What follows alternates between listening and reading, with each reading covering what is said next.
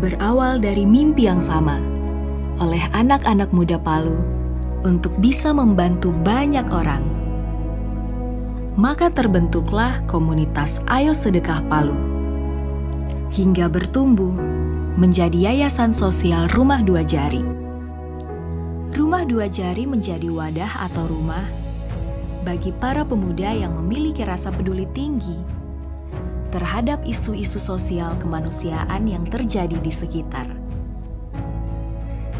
Sejak tahun 2011, bersama banyak orang-orang baik, Rumah Dua Jari telah menyebar manfaat dan menjadi perpanjangan tangan dari kebaikanmu untuk mereka.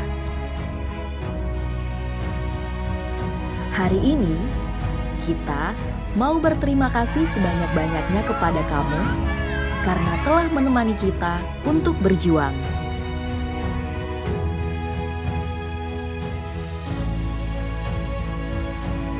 Karena kamu, kita bisa bantu anak-anak yatim dan duafa berjuang melewati hari untuk bisa sembuh dari sakitnya. Dan keluarga mereka bisa menyambung harapan untuk melihat anaknya melanjutkan pengobatan.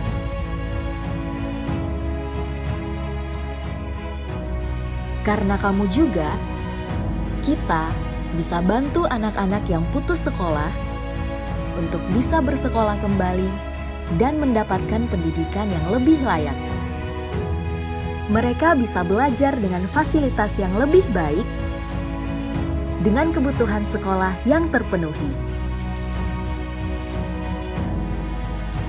Karena kolaborasi luar biasa antara aku dan kamu, kita bantu beri mereka kebahagiaan di bulan Ramadan hingga di hari raya. Kita bantu para pejuang nafkah untuk menyambung hidup keluarganya. Kita bantu mengantarkan kebaikan untuk orang lain. Kita bantu mereka dengan tempat beribadah yang layak. Kita bantu mereka yang menjadi korban bencana alam. Kita bantu memberi mereka ruang untuk belajar. Karena kolaborasi luar biasa antara aku dan kamu, selama 10 tahun, kita sudah menciptakan banyak kebahagiaan untuk mereka.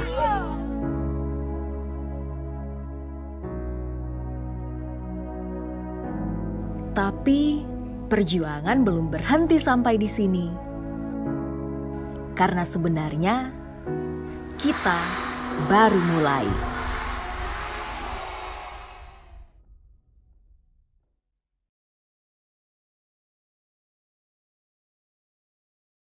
Ibu kenal Rumah Dua Jari atau mungkin pernah tahu lah tentang Rumah Dua Jari? Tidak pernah. Nama saya Nurdin. Pekerjaan cuma di sini saja, pemulung. Oh, pemulung. Iya. Dari Bapak sendiri pernah dengar nama Rumah Dua Jari atau tahu? Belum pernah. Vivi. Iya. Pekerjaannya pemulung nanti Pak. Pernah dengar nama Rumah Dua Jari? Atau mungkin pernah tahu lah, atau baru kali ini tahu? Baru kali ini tahu. Kenal Rumah Dua Jari? Kenal Rumah Dua Jari? Kenal. Tahunya dari mana? Dari mengajar.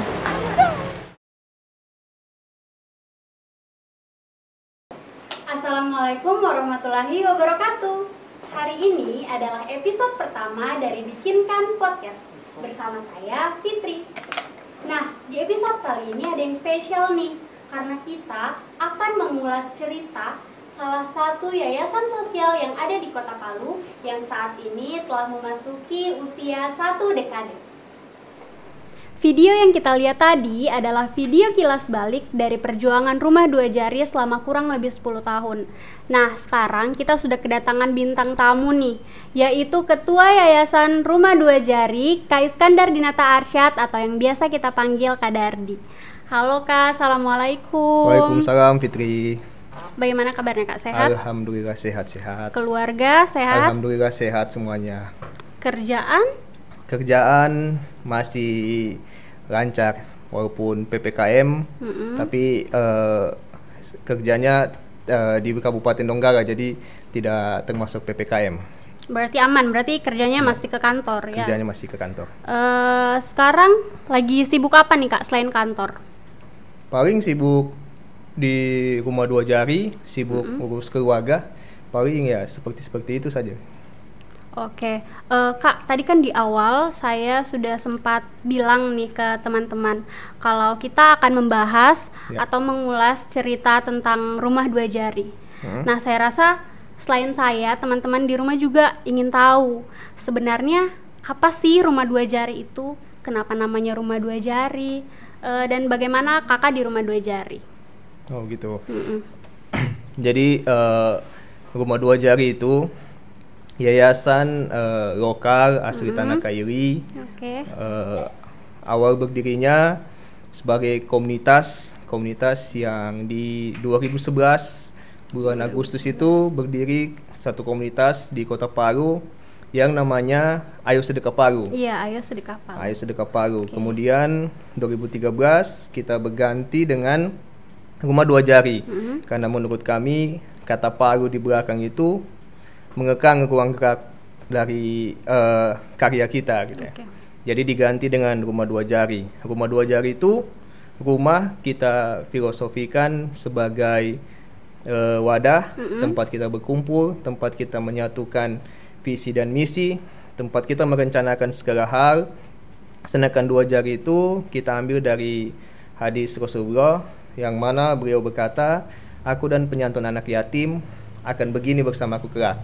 Jadi ya seperti biasa yang sering kita dengar bahwa melalui rumah ini harapan kami yang ada dalam Rumah Dua Jari, melalui rumah ini kita bisa sedekat Dua Jari ini dengan Rasulullah di akhirat nanti insya Allah. Berarti tadi berdirinya 2011. Diawali awalnya itu komunitas Ayo Sedekah Palu. Ayo Sedekah Palu. Ya. Nah, tadi kan kakak sempat bilang kalau kata Palu di belakang komunitas Sedekah Palu itu menurut kakak sedikit mengekang. Ya. Sedikit mengekang, akhirnya kemudian berganti nama menjadi Rumah Dua Jari. Rumah Dua Jari. Berarti ada keinginan dari teman-teman Rumah Dua Jari untuk membuka atau membuat komunitas Rumah Dua Jari di luar Palu kah? Ya. Kami punya keinginan, Rumah Dua Jari itu tidak hanya dirasakan manfaatnya di Sulawesi Tengah, khususnya Kota Palu ini. Ya. Kami punya visi dan misi yang tertuang dalam ADRT kami. Kalau kami ingin gaungnya kita menjadi wadah anak muda untuk berbagi, tidak hanya di Sulawesi Tengah, tapi Indonesia bahkan sampai ke mancanegara gitu, sampai ke dunia lah maksudnya. Amin ya Allah. Sudah ada kelihatan enggak ke arah sana? Sudah. Kalau manfaatnya kami sudah selain kita bantu utamanya yang ada di Palu, Sulawesi Tengah dan kabupaten yang ada Sulawesi Tengah, kami juga sudah memberikan manfaat juga di beberapa kota yang kena bencana, bahkan di negara yang terjadi konflik gitu kan, atau membutuhkan bantuannya kita, kami juga sudah memberikan manfaat ke sana. Ikut berpartisipasi. Iya Kak. Tadi kan kakak sudah bilang kalau Rumah Dua Jari yang diawali dengan Ayo Sedekah Palu itu sudah ada sejak tahun 2011 maaf. Ya. Pasti sudah banyak sekali hal-hal yang menyenangkan, begitu juga dengan hal-hal yang mungkin sedikit menyedihkan. Nah, kalau saya boleh bertanya nih Kak, Rumah Dua Jari itu punya titik terendah enggak? Maksudnya kalau ada titik terendahnya itu di momen seperti apa, Kak? Ya, namanya berkumpulnya 2 orang atau lebih, ya pasti ada gesekan lah, gitu kan. Kalau dibilang senang dengan dukanya, lebih banyak senangnya sebenarnya. Lebih banyak ya. senangnya, alhamdulillah. Karena kita lakukan ini dengan termasuk jadi salah satu salah satu impian kita itu ya, menukarkan keterbatasan kita gitu kan, dengan harapan bantuan dari Allah gitu. Jadi kalau titik terendahnya itu lupa tahunnya berapa. Rumah 2 Jari pernah ditinggalkan sama orang-orang yang bahkan mendirikan Rumah 2 Jari ini. Ya. Pernah ditinggalkan sama orang-orang itu karena sudah punya kesibukan lain dan kita tidak bisa tahan kan. Iya. Orang punya kegiatan, orang sudah berkeluarga dan sebagainya. Itu hampir 1,5 tahun ya, sampai kita mendapatkan tim baru yang bisa bekerja sama, dan akhirnya sampai sekarang kita masih bekerja sama. Oke, itu hampir 1,5 tahun berarti Rumah 2 Jari vakum atau? Ya, Rumah 2 Jari itu dibilang vakum tidak juga. Hampir vakum. Hampir vakum karena kami hanya menjalankan satu kegiatan tahunan. Satu kegiatan tahunan, yaitu bukber pada saat itu. Jadi berarti kami tidak ada kegiatan lain. Kami tidak melakukan pendampingan, ya kan? Kami tidak melakukan kegiatan-kegiatan lain itu. Ya, jadi kalau dibilang vakum ya hampir vakum, gitu ya. Sampai kami mendapatkan tim baru yang lebih bersemangat lagi lah untuk di Rumah 2 Jari ini. Nah, bagaimana sih caranya Kakak keluar dari titik terendah itu? Kan tadi Kakak sudah sempat jelaskan kalau Rumah 2 Jari kembali bangkit ketika ada teman-teman baru yang ikut gabung. Nah, boleh diceritakan biar teman-teman yang dengar, teman-teman yang lihat podcast ini juga bisa termotivasi dari jawabannya Kak Dardi. Titik terendah tadi itu bahkan sampai saya bilang ke istri waktu itu, kayaknya Rumah 2 Jari tutup saja kayaknya. Ya, maksudnya saya tidak mampu menjalankan Rumah 2 Jari ini sendiri, gitu kan. Rumah 2 Jari ini tim, gitu kan. Kita super tim sini, bukan Superman, gitu. Jadi hampir Rumah 2 Jari tutup, gitu ya.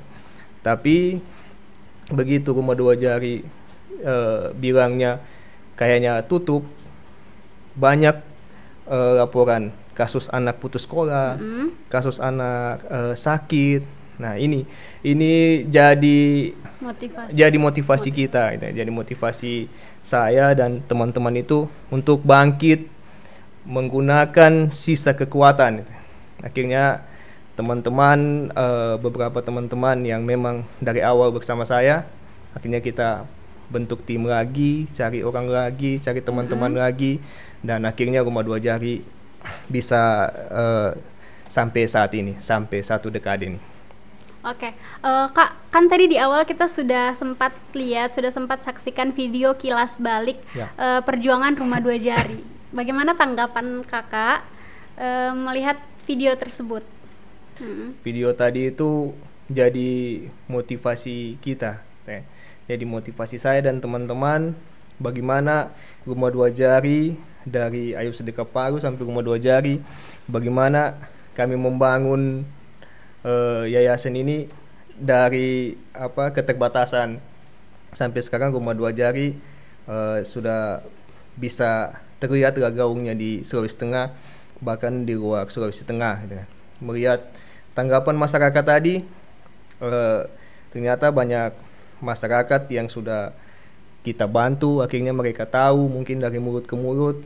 Tapi di akhir video tadi kita lihat bagaimana masih ada masyarakat yang tidak mengenal, gitu kan, tidak mengenal Rumah 2 Jari.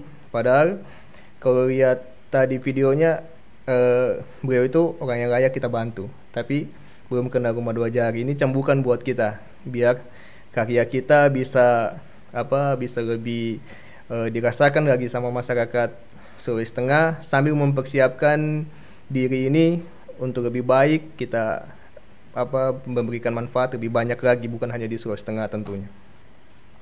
Nah, Kak, saya dan teman-teman yang lain kayaknya mau tahu bagaimana RDJ bisa bertahan, Rumah Dua Jari bisa bertahan selama kurang lebih 10 tahun sampai sekarang nih, Kak.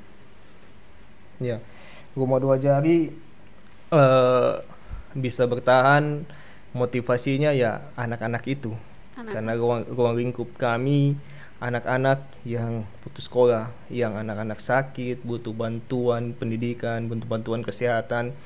Ya, kami hampir tidak berhenti menerima laporan dari masyarakat bahwa anaknya sakit, bahwa anaknya tidak mampu melanjutkan sekolah. Mungkin sekolahnya gratis, tapi perlengkapannya kan tidak gratis. Iya, betul. Seperti itu. Kita butuh pendampingan anak-anak yang membutuhkan kita tentunya. Ini menjadi motivasi kami untuk tetap berkarya gitu ya. Tetap menebar manfaat gitu kan. Kalau kami di Rumah Dua Jari cukup dibayar dengan senyuman yatim dan duafa itu ya kan, karena kami punya hashtag senyum mereka bahagia kita. Jadi bahagia Rumah Dua Jari itu gampang saja itu. Berikan saja senyuman sama orang yang kita bantu, berikan senyuman ke kami sudah merasa bahagia sekali. Itu menjadi kita punya motivasi guys, seperti yang saya bilang tadi, untuk terus berkarya gitu kan. Di luar sana banyak orang yang membutuhkan, seperti yang saya bilang tadi. Kita sudah mau berhenti dari Rumah Dua Jari. Iya. Rumah Dua Jari sudah hampir hilang dari Sulawesi Tengah. Gitu ya. Tapi karena ada laporan dari masyarakat itu, akhirnya Rumah Dua Jari tetap ada. Jadi ya dia punya alasan untuk bertahan itu sudah. Selain kita mengharap ridho Allah gitu kan. Karena kami orang-orang yang tidak mampu bersedekah besar. Iya. Ya, kami tidak mampu bersedekah banyak gitu ya. Akhirnya kami hanya punya tenaga, kami hanya punya pikiran gitu kan, untuk bagaimana menjadikan saluran berkat bagi banyak orang. Berarti justru banyaknya laporan-laporan tentang anak-anak yang harusnya dibantu sama Rumah Dua Jari. Itulah yang membuat Rumah Dua Jari akhirnya berhasil bertahan sampai memasuki usia 1 dekade. Iya, 1 dekade. Nah, Kak,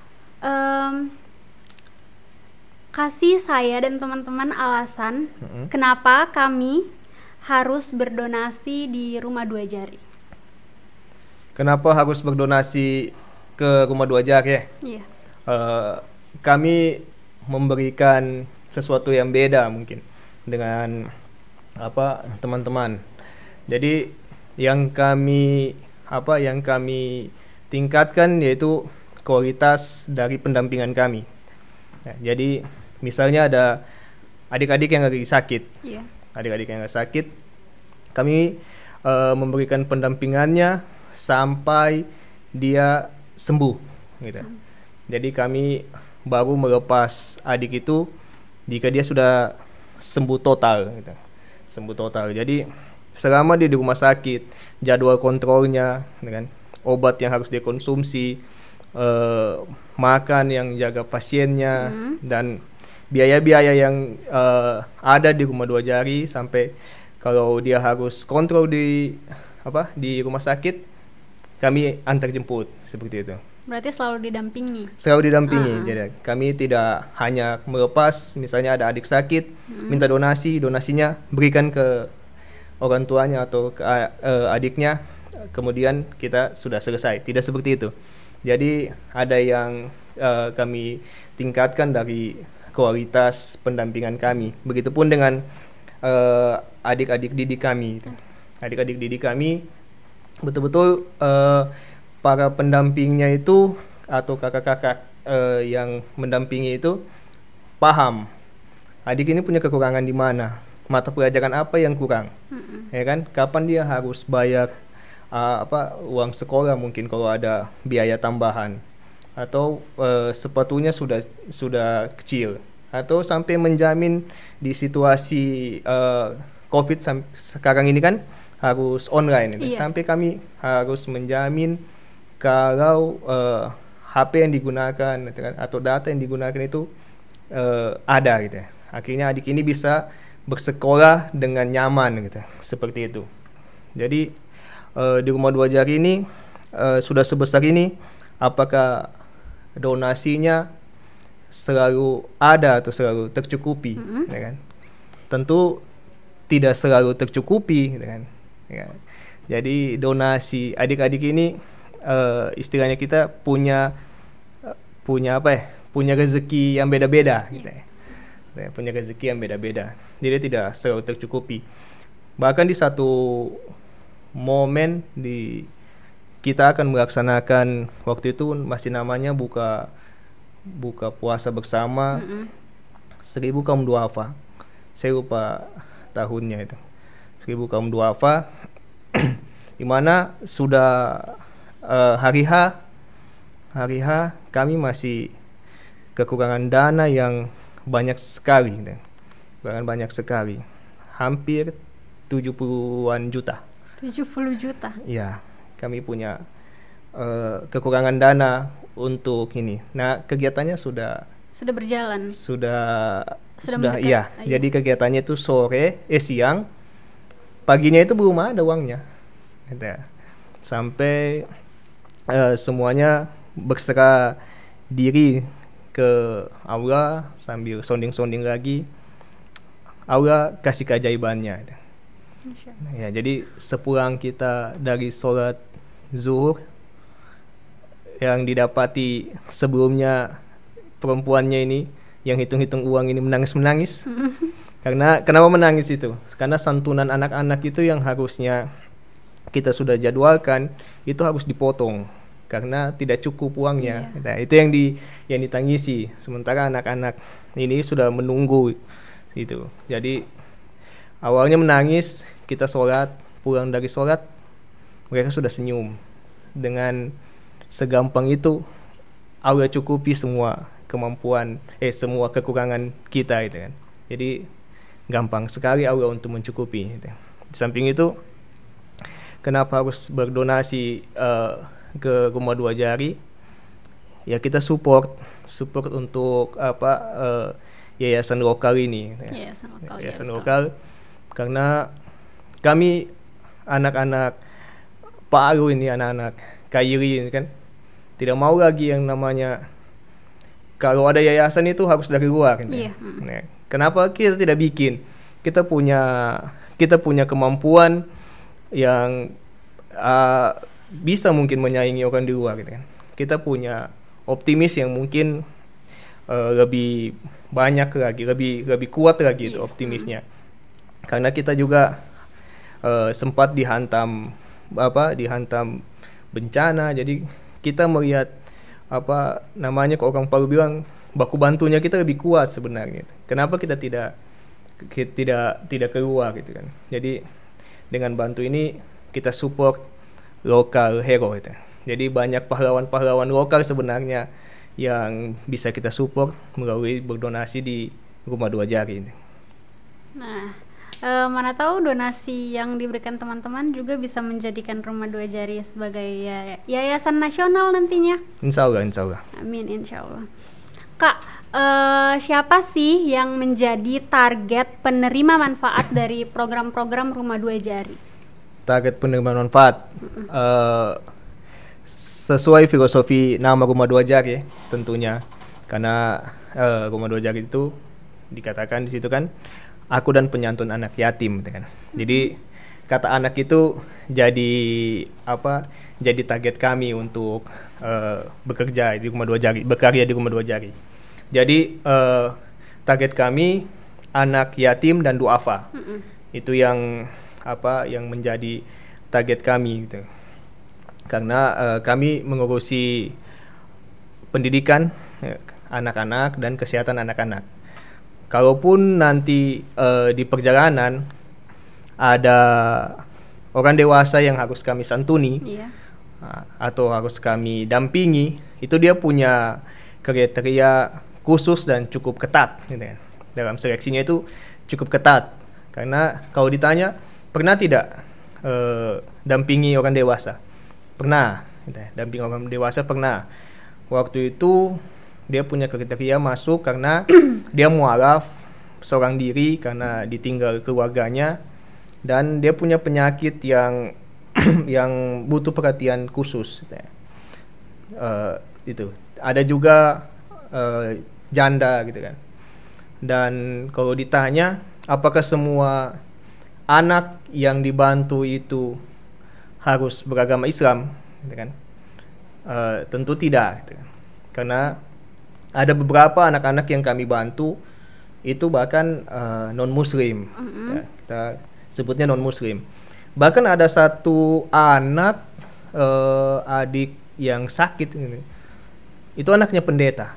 Oh iya. Iya, kami bantu. Jadi Rumah Dua Jari ini kami yayasan sosial kemanusiaan itu kan, bukan yayasan yayasan berbasis agama gitu. Begitu. Jadi targetnya Anak-anak yatim dan duafa anak tadi yatim ya. dan duafa. Nah, Kak, program apa sih yang paling identik dengan Rumah Dua Jari yang akhirnya bikin Rumah Dua Jari ini beda sama yang lain? Program yang paling identik program yang paling identik itu tentunya buka puasa bersama itu. Buka puasa bersama. Karena di awal juga itu masih namanya Ayo Sedekah Palu. Iya. Itu kita mengawali kegiatan kita dan mendeklarasikan diri sebagai komunitas yang ada di salah satu kota Palu itu melalui kegiatan buka puasa 100 kaum duafa. 100 kaum duafa. 100 kaum duafa. Itu di awal kita kita melakukan kegiatan itu ya. Melakukan kegiatan itu 100 kaum duafa. Itu pun di awal-awal itu terasa berat sekali. Karena ini mau kasih makan 100 kaum duafa ini, gitu kan? Banyak ini. Tetapi loncatannya terlalu jauh menurut gitu kan.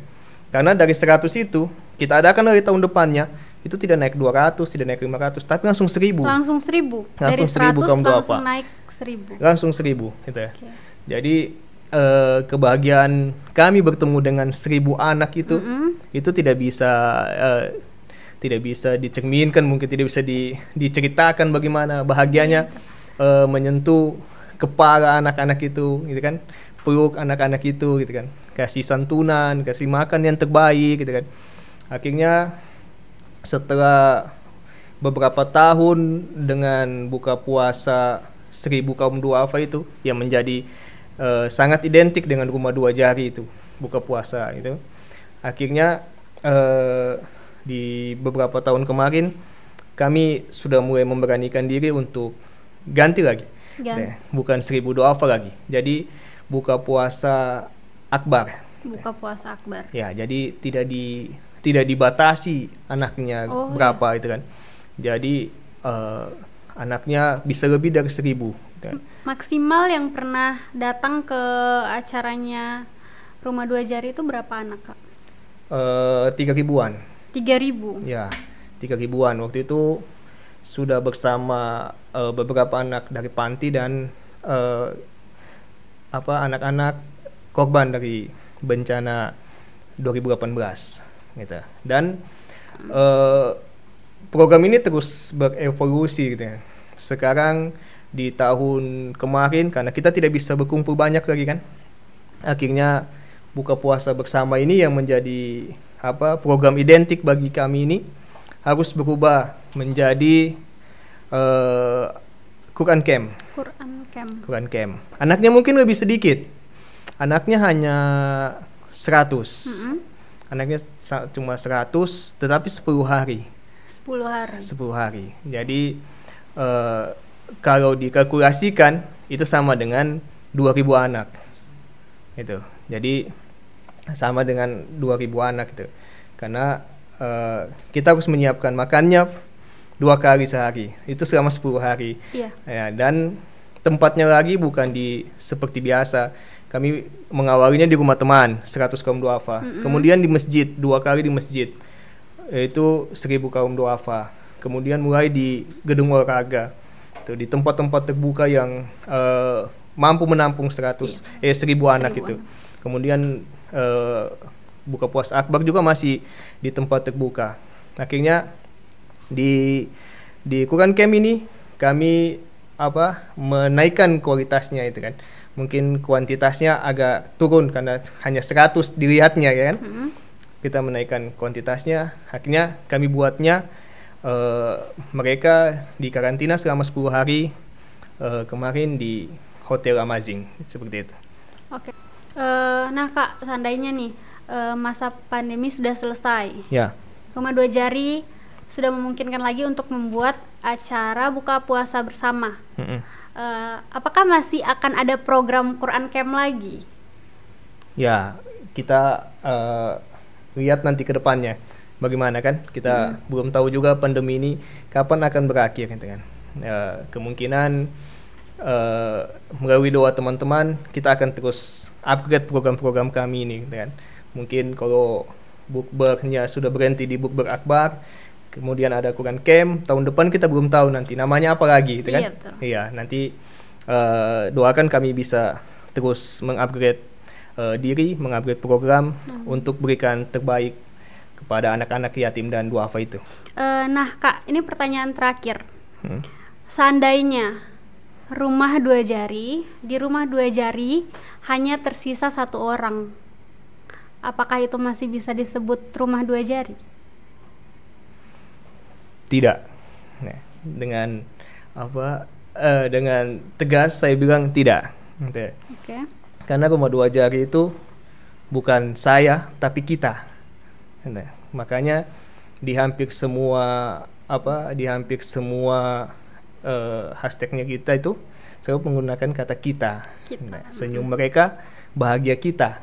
Yang bahagia itu kita, bukan saya gitu ya. Iya. Ya. Jadi kita mengusung namanya super team gitu. Bukan superhero gitu kan. Karena superhero saja masih bisa dikalahkan, ya kan? Jadi kita mesti super team yang tentunya itu akan menjadi lebih solid dengan tentunya usungan kekeluargaan. Gitu. Kalau Fitri lihat nanti di grup-grup WhatsApp kami itu kami mengusungnya keluarga itu. Keluarga. Ya, keluarga Rumah Dua Jari itu kan. Konflik di dalamnya juga juga alot gitu kan. Karena keluarga itu. Kalau teman kan baku marah baku kas tinggal. Iya, betul. Tapi kita keluarga, kalau tidak suka mending baku marah, tapi kita bisa sama-sama lagi gitu. Nah Kak, untuk mengakhiri podcast kita hari ini, Fitri mau dengar dong sedikit closing statement dari Kak Dardi untuk 1 dekade Rumah Dua Jari. Terima kasih untuk para donatur, relawan, dan semua pihak yang sudah membantu Rumah Dua Jari. Dari awal terbentuknya Rumah Dua Jari hingga saat ini Rumah Dua Jari sudah memasuki 1 dekade. Kita baru mulai. Selamat datang di Rumah Dua Jari, di mana kantor adalah rumah, relawan adalah keluarga, dan semua yang terlibat di dalamnya adalah pejuang kebaikan. Senyum mereka, bahagia kita. Baik Kak, terima kasih karena sudah menyempatkan waktunya untuk hadir di Bikinkan Podcast hari ini. Terima kasih juga karena sudah mau sharing-sharing pengalamannya.